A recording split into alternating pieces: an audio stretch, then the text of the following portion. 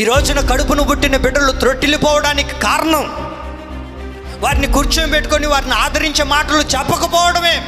నువ్వు పనికిమాలినోడివి, నువ్వు పనికిమాలిన దానివి, నువ్వు ఇలాంటి వాడివి, అలాంటి దానివి అని వారిని దూషించి వారిని హేళన చేసి వాళ్ళని ఇంకా కృంగిపోయేటట్లుగా, ఇంకా త్రొట్టిల్లిపోయేటట్లుగా చేస్తున్నాం. నీ కుమార్తె ఒక తప్పు చేసింది, లేకపోతే నీ కొడుకు ఒక తప్పు చేశాడు. ఏం చేయాలి? వాళ్ళు కూర్చొని పెట్టుకొని చక్కగా వారితో మాట్లాడి, అమ్మాయి మనం ఇలా చేయకూడదురా, మనం ఇలా చేయకూడదు నాన్న, మనం ఇది చేయాలి, మనం ఇలా నేర్చుకోవాలి, మనం ఇలా ఉండాలి అని వారిని కూర్చొని దగ్గరికి తీసుకొని వారిని ఆదరణతో కూడిన మాటలు మాట్లాడగలిగితే వాళ్ళు త్రొట్టిల్లిపోరు.